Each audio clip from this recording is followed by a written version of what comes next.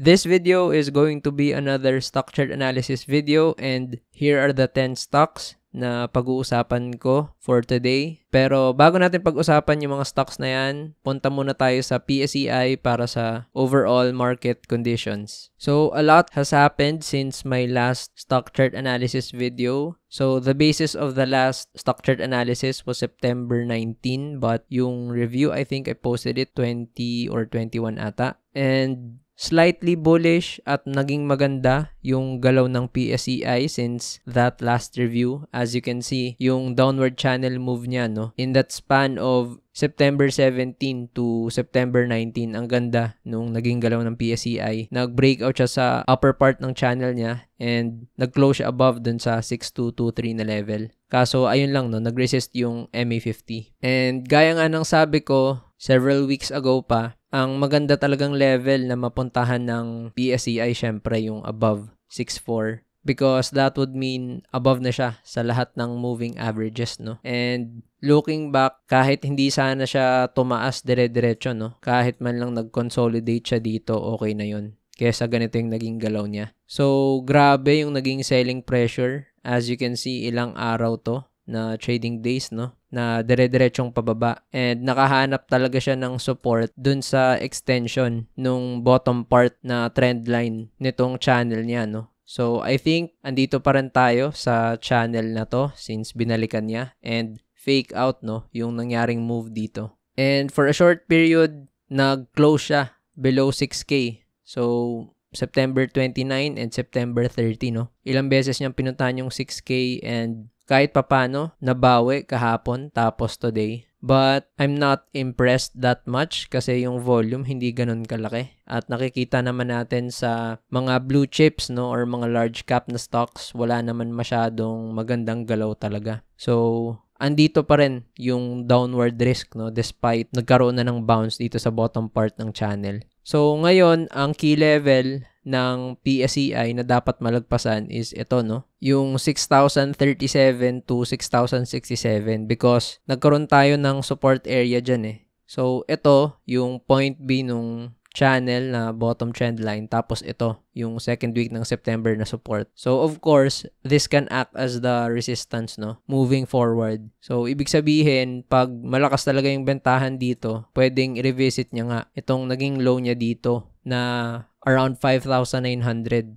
And the key support area nga is around 5,860, no? And kung sobrang lakas pa talaga ng selling, it's a possibility na 5,700 talaga yung mapuntahan niya. So, balik ulit tayo dun sa milestone na kailangan gawin ng PSEI. So, since downward channel move pa rin tayo, gusto nating makita na malagpasan niya itong channel niya na ginagawa, no? In this case, yung itsura nun, para malagpasan niya yung channel and maging above siya nitong moving average 20, kailangan makabalik siya ng 6,120 to 6,150 na levels in the short term, no? Pero definitely not looking good for the PSEI. Kasi kung hindi magiging sobrang bullish, tapos lagpasan niya lang to, pwedeng ang mangyari, maging matagal pa yung consolidation dito sa area na to, no? And wag naman sana na ganito kalaki yung consolidation na gawin ng PSEI na magko-consolidate pa siya below 6.2 na levels ng sobrang tagal. So, yun yung immediate target na kailangan mapuntahan ng PSEI, no? Near 6,150 na levels. So, punta tayo sa unang stock na i-review. So, that's SGP. So, the last time na napag-usapan ko to specifically sa stock chart analysis videos, yung September 2 pa. So, ayan yung vertical line. However, halos weekly ko talaga tong napapag-usapan ever since I had a position sa 12.22. Yung SGP kasi, pinag-uusapan ko to sa 24K to 1M challenge na portfolio as well as sa watchlist before, no? And it's been a month since napag-usapan ko to, pero kitang-kita naman natin na yung key levels niya nagkakaroon ng reaction. So, I previously identified 15.08 as the resistance because meron kasi yan multi-year high resistance dito eh. So, eto siya, no? Possible multi-year high resistance yan nung 2021 pa. And somehow may confluence din dito kasi nagkaroon ng consolidation. And ano yung lagi kong sinasabi, whenever prices breach the resistance. Kapag nag-confirm yung move upwards, mako-convert yan into support. So, what happened here, tumaas yung SGP simula nung September 2 and nagkaroon siya ng pullback. So, dito siya nakahanap ng support dun sa 15.08 along with the possible psych support sa 15, no? So, kung lalagyan natin to ng box sa consolidation niya before at i-extend natin, dito nakahanap ng support yung SGP. So, I talked about this earlier. May ginawa kasi akong midday market update na video and ang ganda nung naging galaw ng SGP for the past 2 days. Nagkaroon siya ng support nitong Tuesday, tapos Wednesday, bounce agad. And ngayong Thursday, no, nagka-momentum move pa siya upwards. Yung hindi ko lang gusto, hindi siya nag-close above the MA20, which tells me that the MA20 is a strong resistance sa ngayon. So, ang gusto kong gawin ng SGP, dapat mag-close to above the MA20 para ma-prevent yung pullback pabalik dito sa 15 levels, no? Or para ma-prevent na magkaroon siya ng malaking consolidation around this area. So, pag na-reclaim niya kasi yung prices na to, yung above 17, ibig sabihin na-cancel out yung nangyaring selling dahil balik na naman siya into a short-term downtrend. So, talagang pullback lang yung nangyari, no? So, adjust natin yung levels ng SGP. So, this is R2 and dapat support to actually nung September 29. Pero nag-breakdown nga siya dyan. So, syempre, naging resistance. So, for me, kahit nag-close na to above 1650, tapos nasa 1668, i-consider ko pa rin to as resistance. So, ito yung R1 dapat. Tapos, yung swing high niya dito na 52-week high, so 18.40, R2 na yan. And syempre, itong R1, ito na yung gagawin kong S1 natin. Tapos, itong previously na S1, syempre, ayan na yung S2. So, tatanggalin ko na tong S2 and ayan yung major support levels ng SGP. So, of course, aside from these structure supports, yung MA50, pwede rin yan maging possible support in the event na mag-breakdown sa S1. And andyan din yung 14 na psych support na may confluence sa S2, no? So, for me, S1 and S2 is a very strong support area. However, kung mabutas talaga yung S1 tas dumiretso siya dito sa S2, I think babagal talaga yung galaw ng SGP and posibleng magkaroon niya ng consolidation from S2 area up to 1550 kapag napunta siya dito sa S2 na area, no? Kasi malabong mangyari na next week, magpo-pullback ulit siya towards this level. Tapos, in a span of 1 week, andito na siya kaagad. So, sobrang lakas na buying pressure yung kailangan, no, para magawa yan. And, seldom nangyayari yung mga ganun na ang lakas ng selling tapos mababawi ng ganun kalakas, no. Sa mga basura stocks, mga third liner, fourth liner, pwede. Pero sa mga large cap stocks tapos mga mid cap, bibihirang mangyari yung ganun. It takes a lot of hype and good sentiment. So, ayun yung gusto nating makita sa SGP. Dapat makapunta siya sa above 17.30 na area, which is above the MA20 tomorrow or this coming trading week. So, next stock, M-Wide. So, Mega-Wide, last time na napag-usapan ko to, September 17, and marami na rin nangyari. So, from these levels, nag-increase na yung price ng more than 40% and currently up by 27.45. So, of course, babaguhin na natin yung mga levels niyan. So, I'm going to remove itong mga support prices since sobrang layo na niyan. And itong 2.16 na price area, I can't delete that and wala siyang significance in terms of chart. It's just that gamit ko kasi yung chart ng broker ko and automatic lumalabas yung average price. And meron kasi akong position sa M-Wide at 2.16 na price area. So, previously, na-identify ko yung 2.68 to 2.73 as the R1. So, ito kasi siya, no, yung range na may resistance tayo dyan. Kaso, nalagpasan niya. So, syempre, support na yun kaagad. And, yung resistance dapat nito, R2, 2.88. Hindi man lang niya tinapik, nag-gap up open pa dun, no? So, of course, these areas are considered support na. Pero malayo na para sa akin itong 2.68 to 2.73. So, significant level in the future. Pero para sa akin, itong 2.81 to 2.88 na yung gagawin kong support na yan. Kasi malayo na nga itong mga level sa 2.68 hanggang 2.73. So, lalagyan ko lang to ng support line. Pero i-identify natin mamaya kung S2 ba siya or S3, no? So, nagkaroon ng bentahan sa M-Wide and ang na-achieve nito na low is around 2.95, no? Nung Tuesday. And somehow, nagkaroon ng bounce.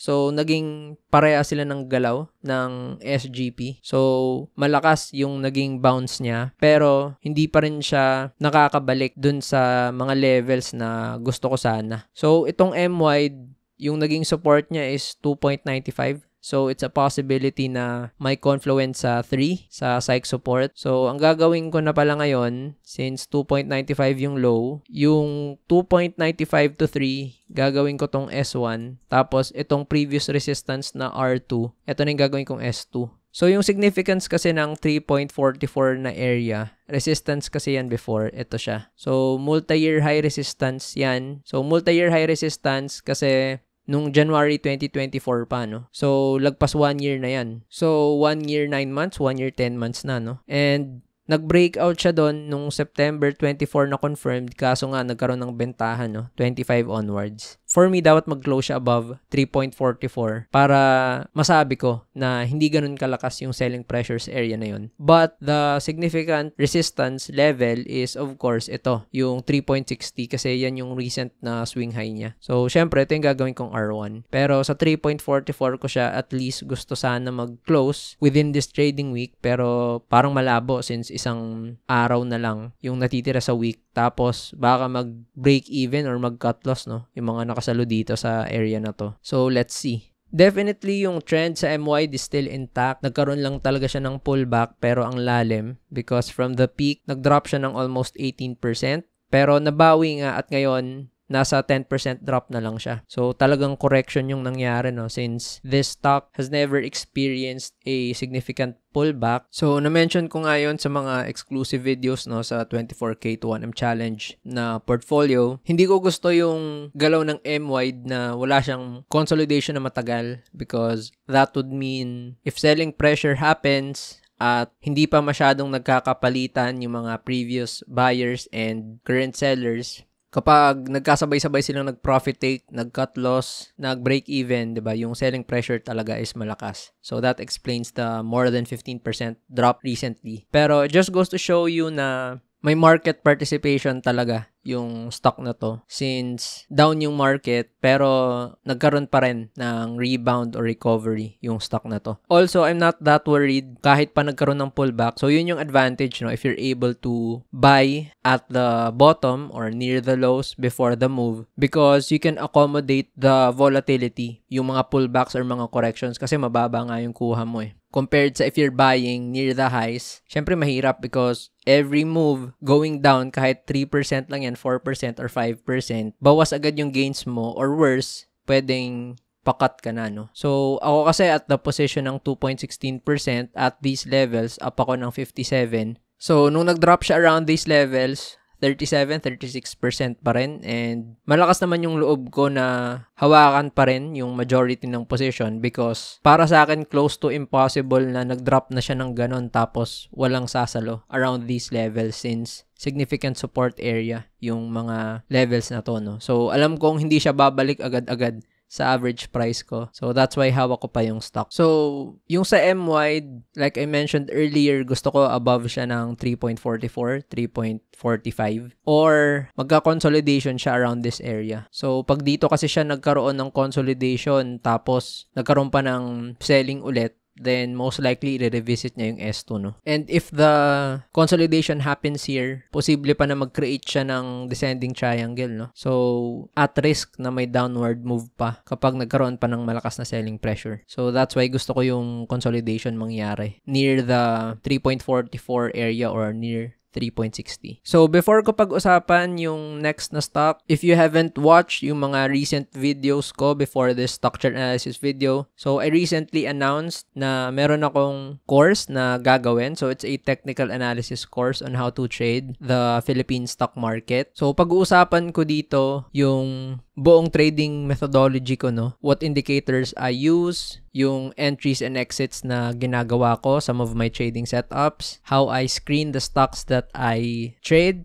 or how I screen stocks na minomonitor ko, and how I do risk management, trading management, and portfolio management. I'll put the link sa upper right ng screen para malink kayo sa video na ina-explain ko yung about dito. Or you can check the pinned comment sa comment section below para malaman yung details kung paano mag-apply for the course. So yung tentative start nun is around 2nd to 3rd week of October and limited slots lang and it will last for about 2 months, no? So sakto lang before Christmas break. So you can already apply all the learnings from the course from the start of the year after the Christmas break ng stock market, no? So punta na tayo sa susunod na stock. So that's CNPF. So CNPF medyo matagal na since napag-usapan ko to last time, August 20 pa, no? So lagpas 1 month na. And surprisingly, sa karamihan ng large cap at blue chip stocks, ito yung naging maganda yung galaw, no? So, the last time na napag-usapan ko siya, yung closing price around 32.80,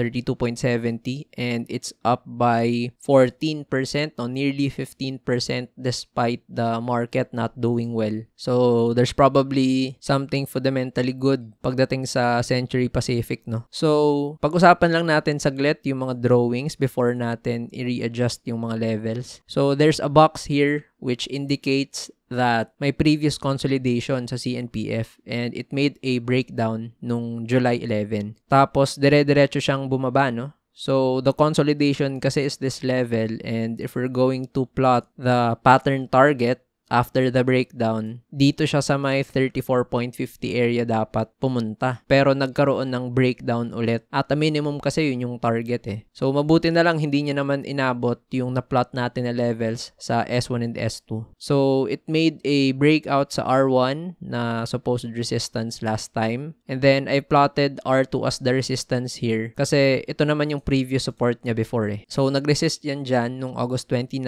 and then it finally made a confirmed breakout nung September 9. But as you can see, yung naging peak na price niya recently is 39.20. So, bakit nagkaroon ng selling sa 39.20? It's very simple. Hindi ko lang na-plot nung last time kasi hanggang R2 lang yung na-plot ko. Pero, syempre, yung magiging R3 niyan, ito na. Kasi ito nga yung previous support natin before the breakdown. And if I extend this box, makikita nyo na pumasok ulit yung CNPF dun sa box na yon. So, this is a previous support at nag-breakdown na yung price. Syempre, magiging na siyang resistance, no? So, the reason why nagkaroon ng selling dito sa CNPF is because na-hit niya ulit yung resistance through role reversal. Tapos, eto na siya, nadamay na siya dito sa market sell down nung September 25. Pero, still good for CNPF, no? Pero, syempre, hindi pa siya uptrend dahil consolidation siya. Nagkaroon lang siya ng recovery, no, from the lows nung last time na napag-usapan. So, tingnan natin yung adjusted levels for CNPF. So, definitely, yung R1, eto na, yung recent swing high niya, no, around 39.20. Tapos, yung S1 ngayon is this level, yung 35.40. Kasi dyan siya nakahanap ng support eh. So, eto siya. And yung S2 for me, eto na. Yung August 20 na bottom niya, no? So, itong S1 na to, magiging na tong S3. And after the R1, then, of course, yung range high natin, no? During the consolidation. So, that's 41.85 yung R2. And I'm still going to consider this as R2, yung 42.50 levels. So, range, no? Yung R2 ng CNPF. So, ngayon, since the market is not doing well and CNPF naman is not downtrending, nakikita ko na pwedeng ito lang yung gawin niyang move, no? Magkaroon lang siya ng consolidation until makita tayo ng significant move sa market. So, pag natuloy pa yung sell down sa market, no, if it breaks further 6,000 below, syempre pwede ulit madama yung CNPF since this is a large cap or big cap stock. At pag nag-breakdown siya sa S1, then we can see that it can revisit S2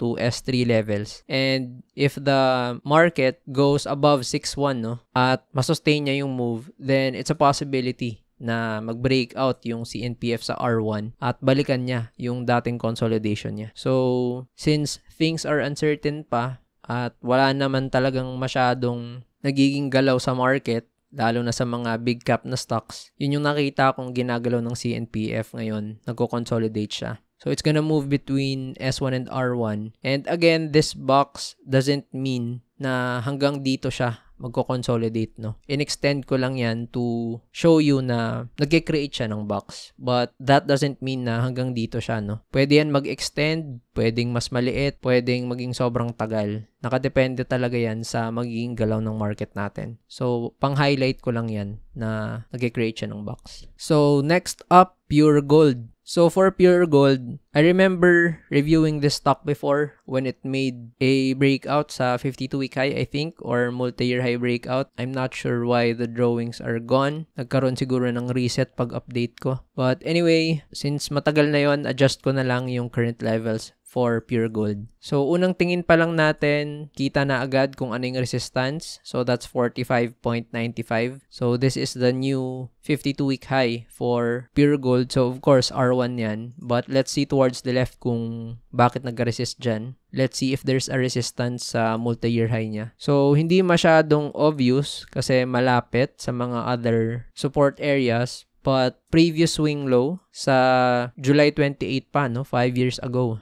Nagkaroon siya ng bottom dito. Tapos, nagkaroon ng breakdown nung October 2020 and nagkaroon ng resistance dito. So, na-confirm nga na resistance siya. So, I guess yun yung naging basis ng selling, no, ng mga traders. And then, there's a previous consolidation here. So, 47.23 or 47.20. So, pwede natin gawing R2 ito. Tapos, yung upper part nitong small consolidation niya, 49.50, possible R3, and probably extending until 50 since psych resistance yan. So, ayan yung mga levels natin for Pure Gold na dapat abangan. So, kung gumanda man yung takbo ng market and madama yung Pure Gold, at these levels, sigurado makaka-encounter ng significant selling yan or profit take, no? And for the support areas, kitang-kita rin naman natin, there's a double bottom support here. And dito nga nakahanap ng support yung Pure Gold this trading week, no? So, sa 40.40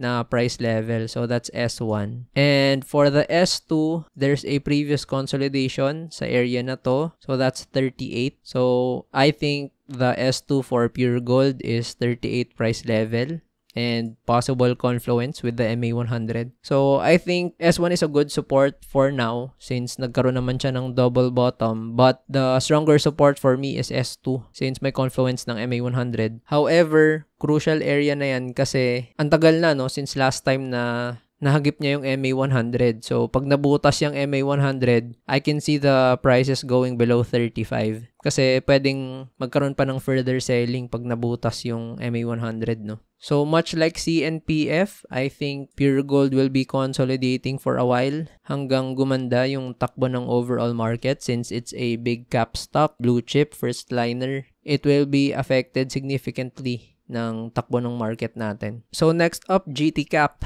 So, GT Cap, last time na napag-usapan ko to, September 12. So, several weeks ago. And before this move, ano yung gusto ko sana mangyari sa GT Cap? It was making a consolidation and I wanted it to break out sa R1 or above this range in order to prevent the downward pattern move. So, ano ba kasi yung downward pattern na move ng GT Cap? So, meron kasi tayo ditong previous drawings and it's creating a rising wedge with a confluence to the R2 resistance sa 726.50 and 742.52 na level. So, yung downward na pattern move nitong GT Cap, every time kasi na nakakakita ako, no, based din sa experience, ng rising wedge na pattern, which is this, no? Every time na nagkakaroon ng breakdown, yung minimum target na pwedeng puntahan ng price kapag malakas yung selling is the bottom part of the trend line, yung point A. So, ito kasi yung point A ng bottom part ng pattern. Tapos, ito yung point B. Tapos, nag-breakdown siya dyan. And I've talked about this several times, no, sa JGS and URC. So, since nag-breakdown yung GT Cap, pwede niyang i-revisit yung bottom part ng pattern. And in this case, ito siya. Yung around 600 na levels, no, 597. And ginawa nga niya yun actually nung September 24 to 25 binutas niya yung S2 na support na dapat strong support na to. So, syempre, hindi nakatulong na ang lakas ng bentahan sa market and GT Cap is one of the blue chips. So, tuloy-tuloy talaga yung selling. So, kung naka-recover siguro yung market, baka nag-bounce to sa S2. Pero, hindi nangyari. So, na-achieve niya talaga yung pattern target niya, no? So, I think I need to remove na lang tong rising wedge and adjust the current levels for GT Cap. So, ngayon, yung resistance, since meron tayong previous support sa 594.50 and close na siya below niyan, syempre R1 na natin yan. Tapos, ito yung S2 previously. So, syempre, gagawin ko na tong R2 or some might even consider this as a range resistance, yung 594 to 609 to 610. Pwedeng maging R1 lang yan. Pero medyo nalalayuan ako ng onte, so gagawin kong R2. And yung previous level sa S1, syempre, R3. So, tatanggalin ko na tong mga drawings dito sa taas para mas clear. I-replot ko na lang ulit yan if makarecover yung GT Cap, no? And then, for the support, 563. So, nagkaroon tayo ng tweezer bottom nitong Tuesday and Wednesday. So, yan yung S1. And for S2, ito na lang yung nakikita akong sunod na level. So, 531.30 na area. So, definitely not looking good for GT Cap. Downward move in the short term and it looks like it's making a medium-term consolidation kasi pwedeng ito yung puntahan niyang price level, no? Maglaro siya between S1 up to R1 and R2. And definitely not good na nabutas niya yung MA100. So, ito nga yung na-mention ko sa Pure Gold. Yung MA100 kasi magandang support area yan kasi yan yung ginagamit madalas na trail stop, no? Ng mga position traders. So, pag nabubutas yan, malamang yung mga magti-take profits na yung mga nakakuha sa ilalim. So, if walang pumasok na buying pressure, then you expect the prices to drop further. So, pwedeng transitioning na to into a very long consolidation kung hindi na magkaroon ng bentahan. No? Kasi ang dami niyang resistances, R1, R2, R3, yung tatlong MAs, kasi magiging resistance na yung MA100, MA50, and MA20. So, for me, it will take a very long time for GT Cap to go back sa 700 na price area. So, weeks to months yung aabutin. No? And the market needs to move higher or maging positive yung sentiment para maabot niyan. Kasi kung yung market pababa or sideways lang, hindi ko nakikitang aabot yung GT Cap ng 700 unless may fundamentally sobrang lupit talaga sa GT Cap para magawa niya yon. Pero sa ngayon, parang walang nababasa or wala akong nakikitang news of that nature. Kaya nga bumababa siya. So, next up, SGI. So, for SGI, no drawings here. And I think I haven't reviewed this stock previously. Pero, unang tingin ko pa lang, alam ko na yung stock na to is very illiquid. And kung paano ko nasabi yan, dahil meron siyang mga gaps. Tapos, may mga candles siya na single point lang. So, ibig sabihin, sa loob ng isang araw na buong trading day, so 5 to 6 hours na period, sa isang price lang siya nag-trade. So, kagaya nito, 1.38, ito 1.36, ito 1.35. So, when you see yung mga ganyang galawan na mga price, alam nyo na kaagad na illiquid yan, which means not that much market participation. And the reason for that, pwedeng walang laman yung company or it's a third liner or fourth liner, which means mababa pa sa 10 billion yung market cap. So, tingnan natin yung galaw ng SGI. So, definitely it's in a medium-term consolidation. So, nag-breakout siya nung July pero binalikan niya lang din ulit itong ginagawa niyang consolidation before na malaki, no? Since March pa this year. So, naging fake out yung move na to. And for the short term, it's a possibility na nagta-transition na siya into a short-term consolidation. Pero since July pa siya downtrend, no? And currently, the MA100 is acting as a support here. At nape-penetrate pa nung MA100 yung mga recent close na candles, no? So, let's identify yung mga key levels ng SGI. So, yung 52-week high, of course, 1.47. So, tingnan natin ba't nagkaroon ng resistance yan dyan. So, ayun, very clear. Meron kasi siyang multi-year high na resistance nung March pa. 2021. So, ito. And you might even consider this as a double top. So, nagkaroon ng resistance dito because of this area. And ngayon, nag-resist ulit 2025. So, that's a triple top. So, significant price area pala to, no? And 150. Itong pinaka-high niya pala nung March 2021. So, probably, yung mga nakuha dito sa ilalim, up na kasi sila ng more than 40% eh. So, nag-lock in na ng profits yan tapos dumire-diretso na yung selling. So, I think hindi na sila nag-antay na matapik pa yung resistance sa 150 or hindi sila nag-expect na mabubutas na yung 150. That's why nabentahan na around this area. So, this is the resistance, syempre, 1.47 to 150. Pero, mukhang ito yung kanyang R1 sa 1.38. So, may previous consolidation dito before the breakdown. So, yan yung ating R1. And the 52-week high along with the multi-year high nung 2021, ito yung R2. So, ibig sabihin, para makabalik to sa 1.43, 1.44 levels and above, kailangan mag-close muna siya dito sa R1 na 1.38. And currently, it's making a consolidation here. So, the support is at 1.20.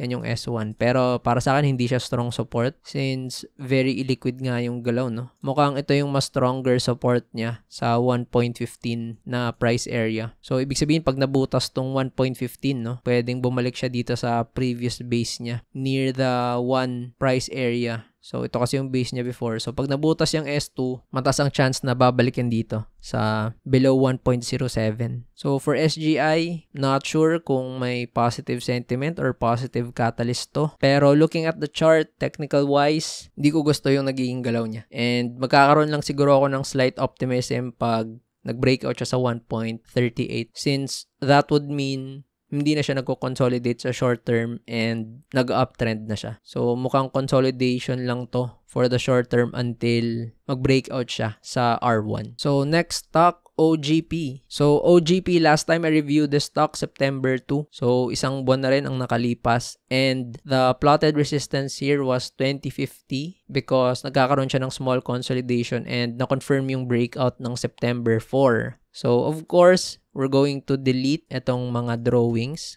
since malayo na yung ginalaw ng price and definitely mag-a-adjust tayo ng levels dyan. So, for OGP, ang ganda nung naging galaw niya, no, after the breakout. And as you all know, the reason for the move ng OGP, if you've been watching yung channel ko for quite some time now, nakalink kasi yung galaw ng OGP sa gold prices eh. Since if the price of gold increases, syempre mas mataas yung revenue at income nila. So, syempre magma-manifest yun sa stock price. And kasabay ito ng APX, no, ng PX. And naging maganda talaga yung galaw nila because gold has been reaching all-time high prices, no, in the past weeks. And nitong week nga lang, nagko-consolidate lang tong OGP, no, dito sa area na to. Tapos nag-breakout siya nitong Tuesday despite the market going down. So mukhang lahat ng nagkaroon ng bentahan sa mga big cap at mid cap na stocks dito napunta sa OGP. Tapos APX and PX, no. So dahil range high to, tapos nagkaroon na ng breakout, syempre, ito na yung gagawin kong S1. And yung bottom part ng range, magiging na tong S2.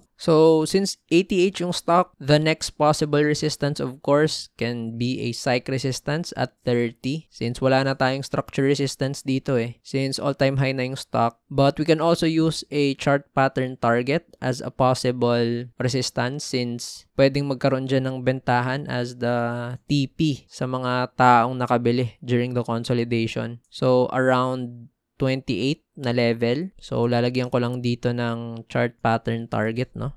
So, syempre, short-term target lang yan. At hindi natin masisigurado na dyan talaga magkakaroon ng resistance. Pero, 10% up na rin, no? Yung mga nakabili sa breakout and yung mga nakabili dun sa previous ATH breakout niya, up na ng 30%. So, syempre, prone na sa profit taking pag nagkataon. So, OGP looking good so far. Ang ayoko lang mangyari, syempre, breakdown sa S2. Kasi pag nag-breakdown sa S2, below na yun ng MA20. So, it means magiging matagal yung consolidation yan ulit since the trend in the short term will transition into a short-term downtrend or short-term consolidation nga. Pwedeng dito siya magkaroon ng consolidation, no, pag nabutas yung MA20. So, between 22.18 na price level tapos 2050. So, magandang gawin talaga nitong OGP, mag-consolidate na siya ng matagal. So, above ng S1, no? So, ito yung gawin nyo. Mag-consolidate siya ng matagal para mag-create ng bagong base. And then, sa kanya na i-test yung R1 na resistance para naman hindi ganun gagrabe yung profit taking na mangyari pag naabot niya yung 30 na price area. Definitely one of the best stocks so far. Pero syempre, sobrang risky na kasi wala pa siyang nangyayaring sobrang lakas na pullback, no? Karamihan talaga ata ng mga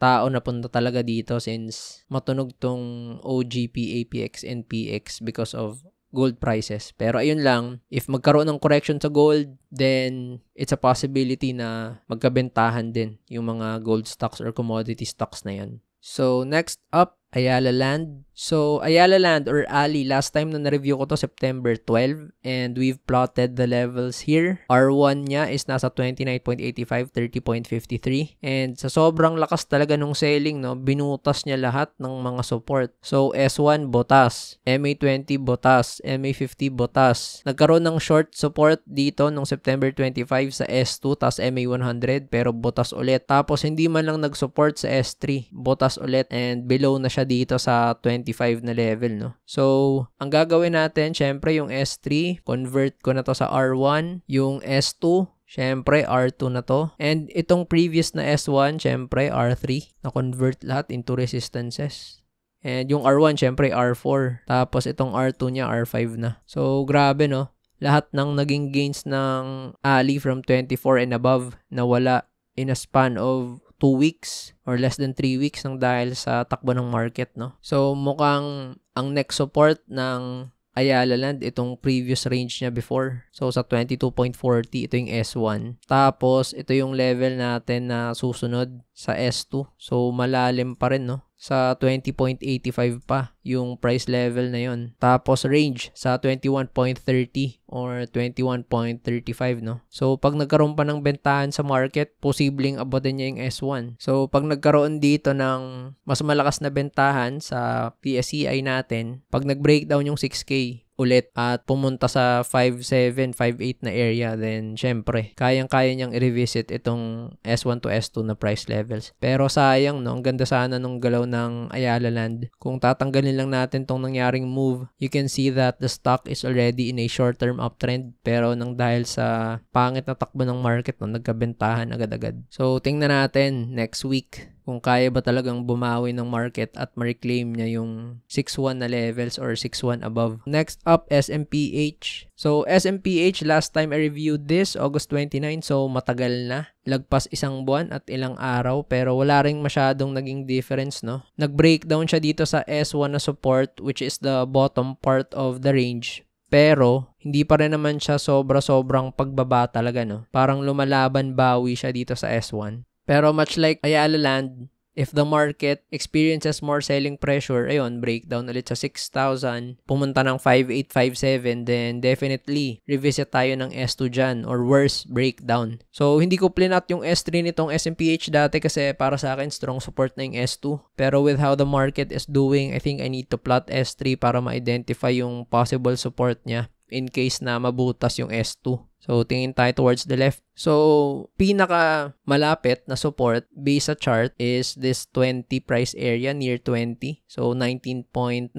So, of course, pandemic close pa niya yan. So, possible S3. Pero tingin pa rin tayo towards the left kung may makikita tayong structure support. So, meron tayong previous consolidation sa area na to. So, 21.07, 21.10. Possible na support before the big drop sa 20. So, ayun pala, meron pala dito sa 21.07. So, ibig sabihin, near 21.05, 21.10, dyan yung S3 natin. Tapos, itong pandemic close, gawin kong S4 to. So, ito pala, yung mga next support area ng SMPH. If ever talagang sobrang magkabentahan sa market, pwede pang mabutas yung S2. So, ganun pa rin, wala pa rin masyadong differences pagdating sa resistance natin. Hindi ko pa i-adjust tong S1 kasi kumakabit pa siya dito sa bottom part ng range eh. So, I can't convert this to R1 yet. Pero pag nabutas yung S1 ng tuluyan, tapos nirevisit niya tong S2, i-convert ko to sa R1 syempre. Since confirm na resistance na yan. So, mukhang i-continue niya lang yung galaw or pwedeng lumaki yung consolidation, no? Instead of just consolidating here using S1 as the range bottom, pwedeng maging ganito, maging range bottom niya yung S2. So, ngayon, dito pa rin naman tayo sa S1. na support. So, next up, LTG. So, for LTG, last time I reviewed the stock, August 29 din. So, lagpas isang buwan at ilang araw. And the last time na napag-usapan ko to, may consolidation siyang ginagawa. And the resistance previously was 14.10. And nagre-resist kasi nung August 26 and 27. That's why hindi ko napalitan to. But eventually, nag-breakout siya. And we plotted R2 as the resistance, no? Even before this move happened. Kasi meron tong multi-year high resistance. So, eto siya. Nung February 2021 pa. So, lagpas 4 years na resistance. And ayun yung naging reason for the selling sa level na to. So, since the market is not doing good, probably, no? Take profits or sell on the resistance yung nangyari para makaiwas sa sell down. Pero lakas ng LTG tinapik lang halos yung MA20 tas wala pa rin nangyari, tumaas ulit siya. So, looking good for LTG, one of the strong names sa market natin, no? Kahit nagkaroon ng bentahan, siya uptrend pa din. So, ngayon, yung ginagawa ng LTG, i-adjust na natin yung consolidation. So, it's here. And then, I'm going to convert itong R1 na resistance. Gagawin ko na tong support. So, 14.10 S2. And the bottom part of its current range ngayon, yan yung S1, which is 14.80.